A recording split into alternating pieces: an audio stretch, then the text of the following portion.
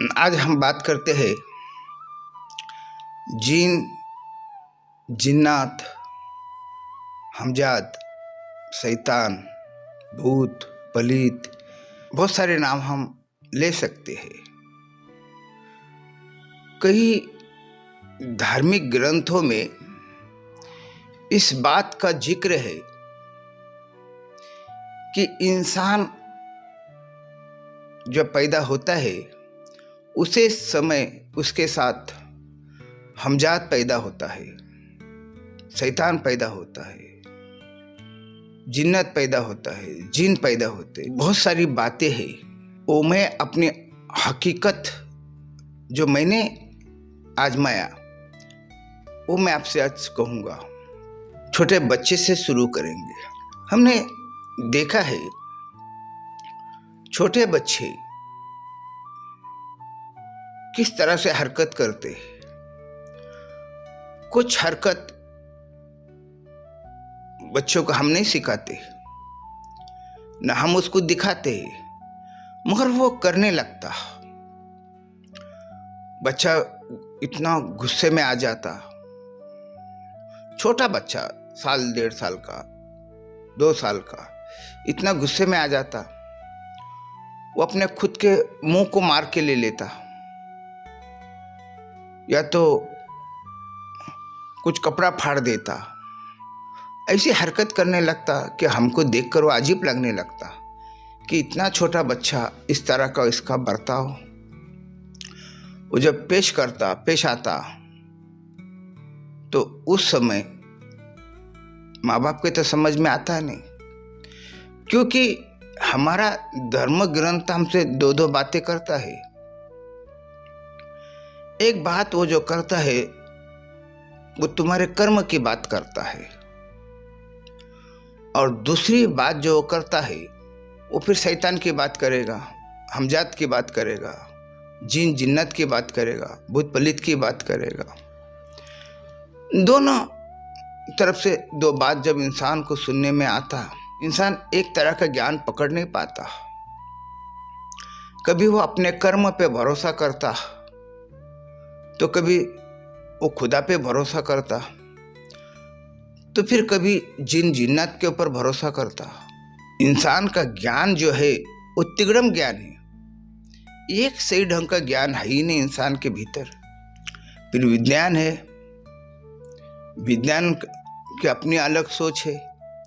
सब तरफ से इंसान का जो ज्ञान है वो विचलित है। वो एक किस्म का ज्ञान नहीं इंसान के भीतर। हजारों सोच के 1000 दिशा, सब अलग अलग दिशाएं।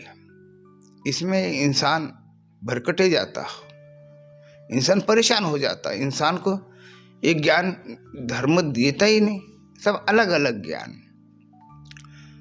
तो छोटे बच्चे का जो मैंने आपसे कहा कि आप छोटे बच्चे पे ध्यान देंगे तो पता चलता उसकी भीतर एक अलग अलग ढंग की, हमको जो नहीं हमने सिखाए, जो नहीं सुने, वो हरकतों करने लगता। तो इससे पता चल जाता वो बच्चे से कोई करवा के लेता है। अब मेरे बचपना मुझे याद है अच्छी तरह से। मेरी माँ मुझे अक्सर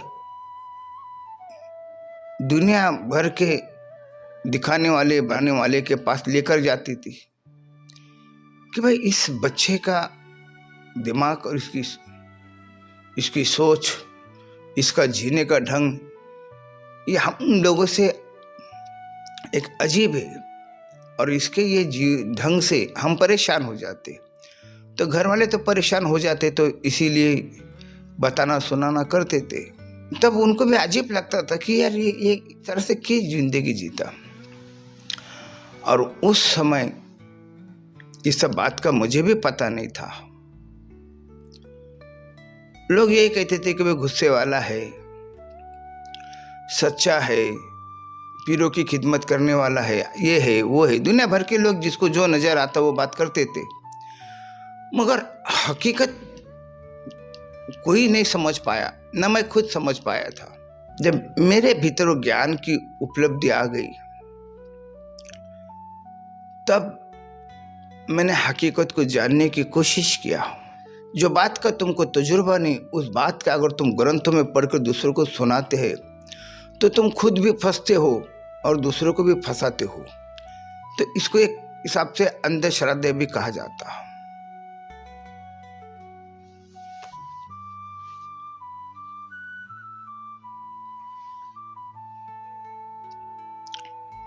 तो कुछ बातें मैं आपको समझाना चाहता हूं।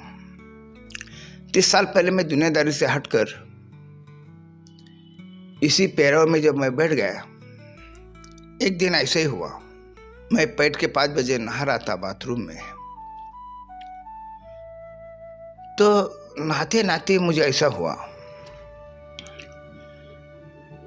कि मुझे भीमा शंकर के जंगल में जाना होगा, और मेरे कुछ समझ में ही नहीं आया ये बात, न मैं समझ सका। और 6 बजे की कुछ एसटी थी, तो मैं इतने घाई गड़बड़ में अपना जिस्म को टॉवल से पोंछकर मैंने सिर्फ नीचे लुंगी बांध दिया, कुछ पैसे ले लिया और मैं सीधा निकल गया एसटी स्टैंड। ऊपर मेरा कुछ कपड़ा भी नहीं। जब उस समय मेरी उम्र 30 साल की थी और मैं बॉडी बिल्डिंग भी करता था, तो मेरी बॉडी अच्छी थी और मैं कभी किसी के सामने कभी ओपन बैठा नहीं, कभी अपना जिस्म किसी को इतना बताया नहीं। घर के भीतर में हमेशा कपड़ा पहन लेता था, ये मेरा स्वभाव था। मगर उस दिन तो ऊपर मैंने कपड़ा भी नहीं लिया और सीधा एसटी में बैठ के भीमा शंकर के जंगल में पहुंच गया। और मेरे परिवार के लोगों को पता चला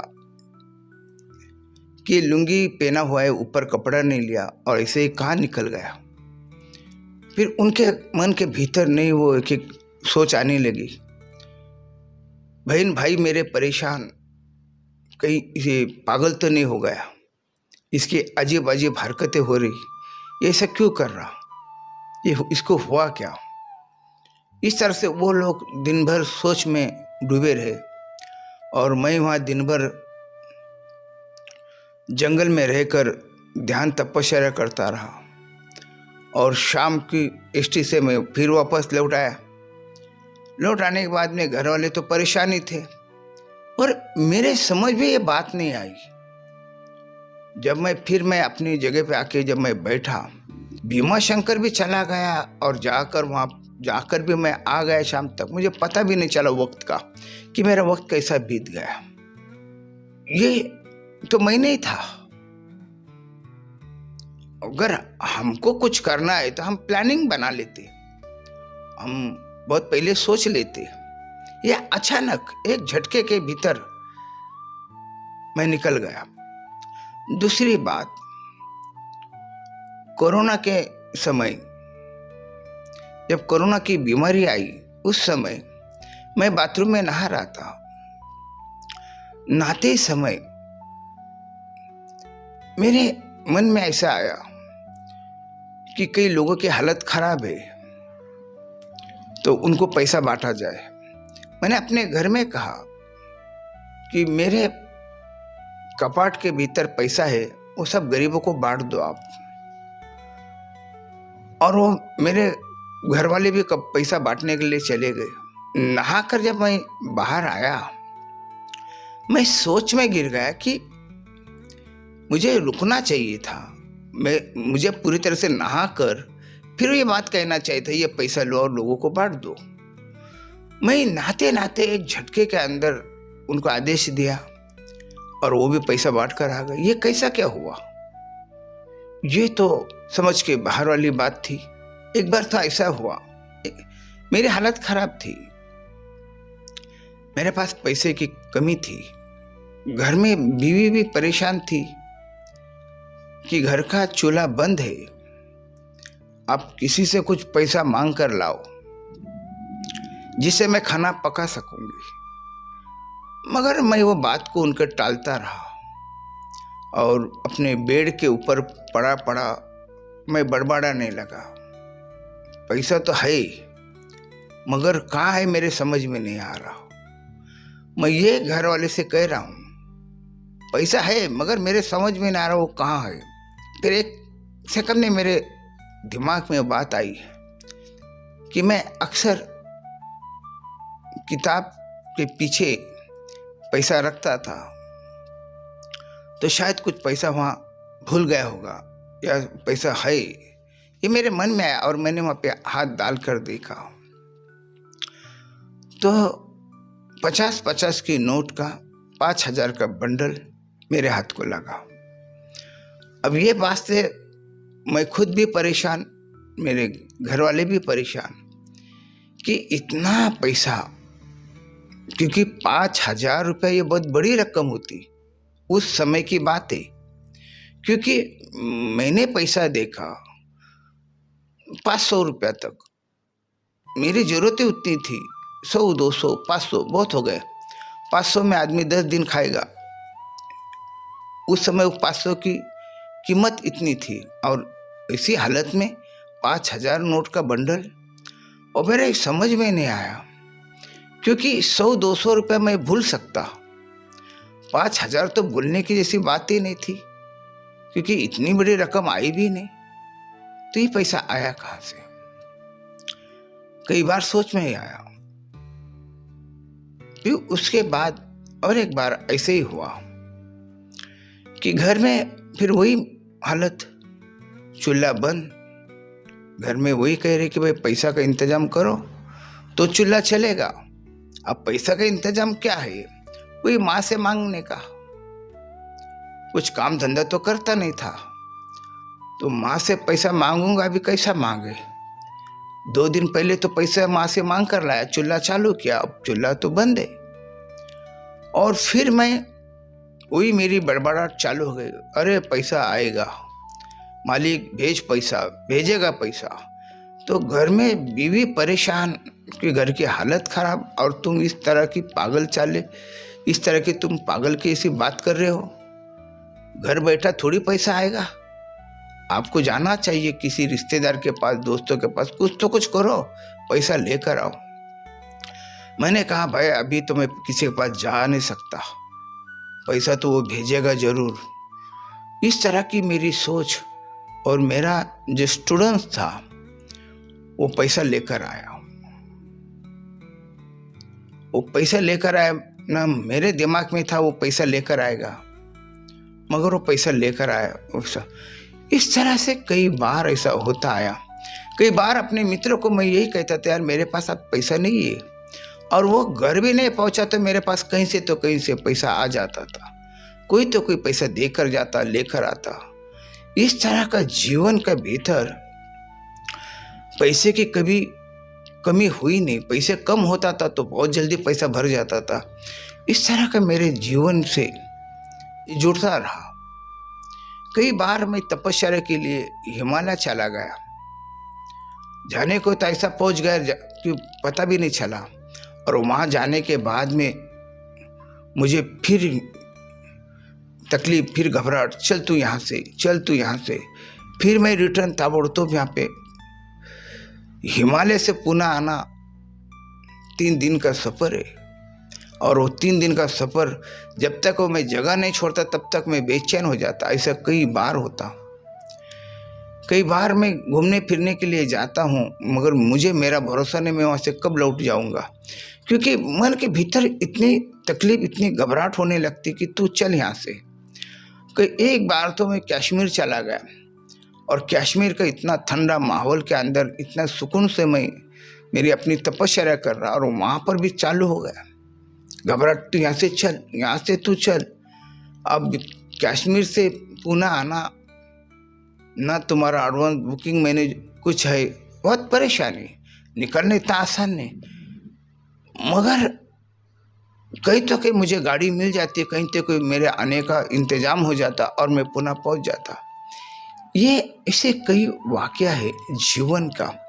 ये वाक़या सिर्फ मेरा अपना ही नहीं है, मैं जो आपको बातें सुना रहा हूँ, ये आपके जीवन से भी कुछ जुड़ा हुए बातें आपको नजर आएगी। जीवन में कई बार ऐसा होता, हमको गिफ्ट की तरह दुनिया में बहुत कुछ मिलने लगता,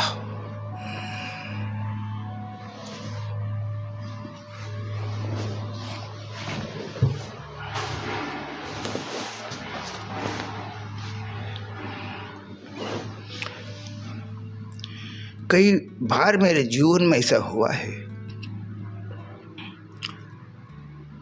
मैं कहीं अधिकारी से भी बात करते समय अधिकारी ने कुछ गलत बात कर दिया, वो बात मुझे बर्दाश्त नहीं हो गई, तो मैं आगे पीछे नहीं देखते हुए उसके कान के नीचे बजा देता, और उस कान के नीचे बजाने के बाद में तो समझ भी नहीं आता है मैंने इसके कान के नीचे कैसे बजा दिया। बाद में पता चलता है ये क्या हुआ, ये तो मैं करना भी नहीं चाहता था, फिर मुझसे हुआ कैसा। कई बार ऐसा अपने आप को रोकने की बहुत बार मैं कोशिश करता हूँ, मैं रोक नहीं पाता। फिर मैंने तो तय कर लिया था कि मुझे रोकना है, मगर रोक नहीं पाता। कई बार ऐसा होता है, खाना खाने के लिए मैं बैठता हूँ और कुछ बातें से समझ में नहीं आया, भूख तो लगी हुई है, खाना भी सामने, मगर खाने से दिल इनकार कर देता नहीं खाने का, और फिर कई दिन 1-1, 2-2, 4-4 दिन भूखा रह जाता हूँ। तो मैं खुद परेशान है, ये मेरी कौन सी आदत है, इस तरह से मैं क्यों जिंदगी जीता हूँ, जिससे मैं खुद भी परेशान हूँ और दूसरे भी परेशान हो जाते। मगर ये कौन करवाता है? जो मैंने आपसे कहा शुरू में ही कि हमारे साथ हमजाद होते, जिन जिन्नात होते, भूत पलित होते, शैतान होते, इस तरह का जो धर्म ग्रंथ में जो कहा गया वो हकीकत से जोड़ के देखना पड़ता, तब हमको उस पर यकीन हम रख सकते। ऐसे यूं ही यकीन रखे नहीं चलता। कई बार इंसान के जीवन में मैंने देखा कि उसको लगता है कुछ गड़बड़ हो जाएगी, बाहर जाना नहीं चाहिए, उसका भीतर का एक मन कहता कि तू बाहर मत जा, और वो बाहर निकल जाता और बाहर कुछ एक्सीडेंट हो जाता। फिर वो यही सोचता कि एक मन मेरा कह रहा था कि तू मत जा, और फिर भी मैं बाहर निकला और मेरा ये बुरा हुआ। कई बार ऐसा होता है, इंसान रोड के साइड से चल रहा और गाड़ी तुम्हारे ऊपर आके तुमको ठोक दी। अरे भाई, रोड तो सीधा था मगर तुमको आके ठोका क्यों उसने? इस तरह का घटना, इस तरह का वाकया हमारे जीवन में देखने भी मिलता और हमारे साथ वो घटता भी। कई बार ऐसा जिसके एक्सीडेंट होता वो यही कहता कि मेरे स्टीयरिंग किसी ने तो भी ले लिया और मैं स्टीयरिंग सीधा करना चाहता मगर मेरी स्टीयरिंग को घुमाया जा रहा। ऐसे कितने बहुत सारी बातें होती। बहुत सारे लोगों में मैंने जाना, आजमाया, कई लोगों का मैंने भूत निकाला, कई लोग के भीतर बुरी आत्मा फंसी हुई रहती, बुरी आत्मा की साया रहती। जो इंसान परेशान होता उसकी परेशानी पल भर में हट जाती। ऐसे कई इंसान को चलने नहीं आ रहा मगर उस तांत्रिक ने उसको खड़ा कर दिया। ये कैसा हुआ? जबकि तुम्हारा विज्ञान, तुम्हारे डॉक्टर भी उसको खड़ा नहीं कर सके मगर एक तांत्रिक ने उसको खड़ा कर दिया। फिर तुम कहेंगे उसकी विल पावर उस टाइम पे जग गई, उसमें पॉजिटिव आ गया, फिर तुम्हारे हॉस्पिटल में क्यों नहीं पॉजिटिव आया? ऐसी बहुत सारी बीमारी है कि जो डॉक्टर के पास ठीक नहीं होते वो कोई तांत्रिक मांत्रिक के पास जाने से ठीक होता। ये सब क्या चक्कर है? इंसान लाख मेहनत करके, लाख कोशिश करके भी जब वो कामयाब नहीं होता, जब वो तांत्रिक मांत्रिक के पास जाता तब उसकी जिंदगी बदल जाती। इन बातों को हम लोग यही कहते हैं कि अनाड़ी लोगों की बातें, ये तो सब झूठे, विज्ञान कहाँ जा रहा, लोग चांद तारे पे पहुंच जा रहे, और ये इंसान की ये कौन सी बात कर रहा है? भाई, चांद तारे पे भी जो जा रहा है इंसान, उसको कौन उसको इतना दिमाग दे रहा? उसके भीतर वो कल्पना कहाँ से आ रही? जो कल्पना उसने सोचा भी नहीं था, जिसने देखा भी नहीं, जिसने पढ़ा भी नहीं, उसके मन के भीतर ये बात आ गई कि हम चांद के ऊपर हम जा सकते। और आदमी चांद के ऊपर पहुंचा, उसको किसने पहुंचाया? अगर विज्ञान इतना सतर्क है, विज्ञान इतना है, तो वो तो विज्ञान कई साल पहले भी हो सकता था, क्योंकि मानव निर्मित तो पहले से है। मगर कुछ बातें जो है ये समझ के बाहर है। कई जगह पे ऐसे पत्थर है कि विज्ञान परेशान, वो पत्थर गिरने की राह पे ढलान के ऊपर एक पत्थर रुका हुआ है और वो पत्थर को कितना भी इंसान ने जोर लगाए तो भी पत्थर हिलता नहीं, जबकि वो पत्थर ऐसा लगता है कि अब गिरेगा तब गिरेगा, मगर पत्थर गिर नहीं पाता। कई ऐसी ऐसी एक जगह है। ये सब चीज क्या है, समझ के बाहर है, मगर समझना तो पड़ेगा ही। हकीकत तो है ही, हकीकत को भी हमको जानना पड़ेगा। अब हमने जीवन के भीतर मैंने देखा कई इंसान के अंगूठी के भीतर कुछ पत्थर पहनने के लिए कहा जाता, पत्थर से इंसान का जीवन बदलता है, पत्थर से इंसान का जो भीतर का जो दोष है वो हट जाता। कई कलर के पत्थर हुआ करते, सब में ज्यादा पत्थर की कीमत है। फिर हीरा लो, मोती लो, पन्ना लो, ये कई पत्थर के नाम है, कई पत्थर है, अनोखे पत्थर है।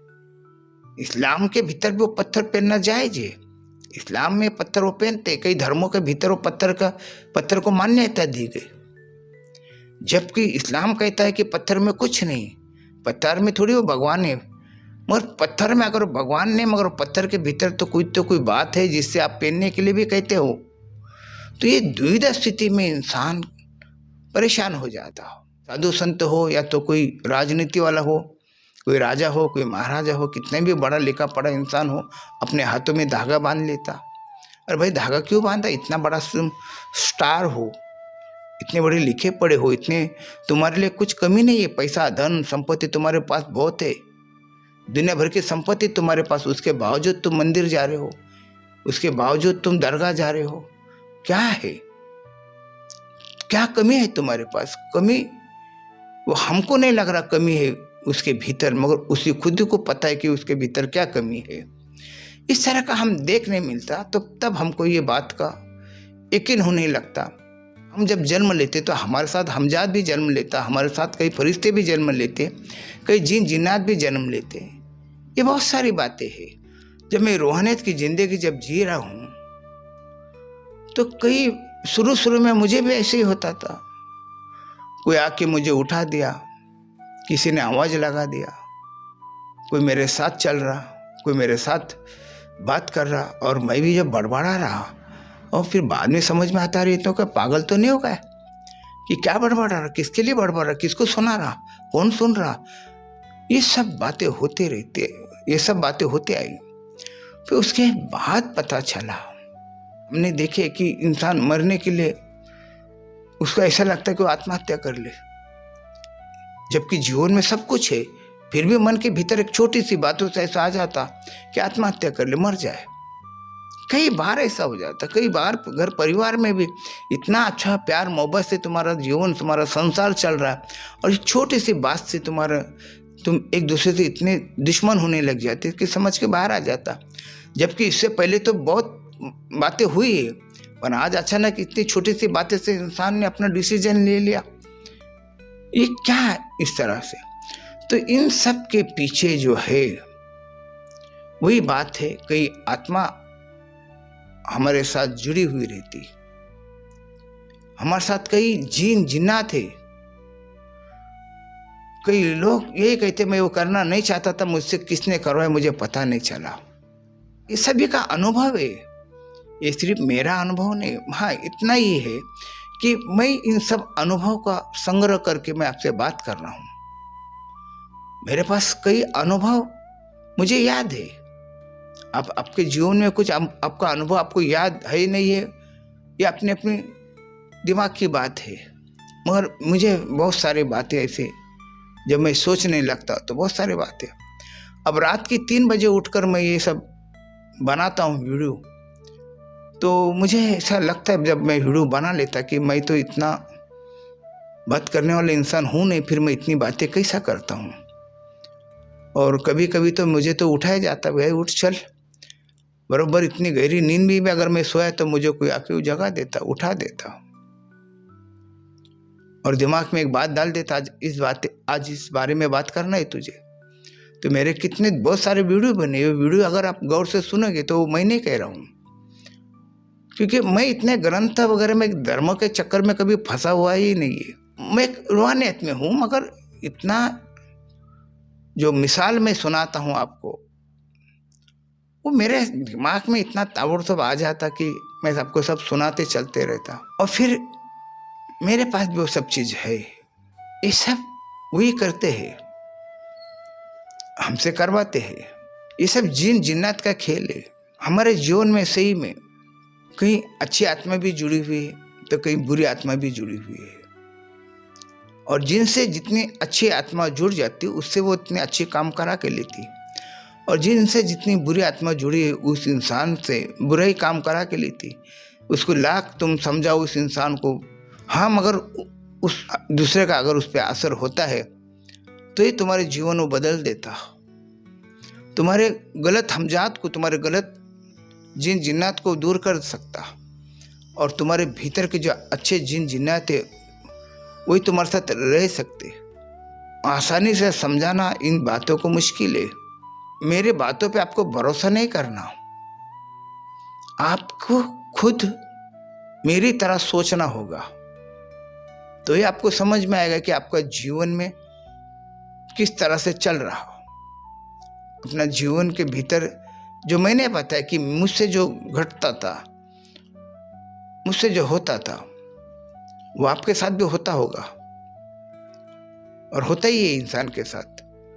तो तुम उस बात को समझने की कोशिश करो तो आपको समझ में आएगा मैं जो आपसे कह रहा हूं। बस आज इतना ही।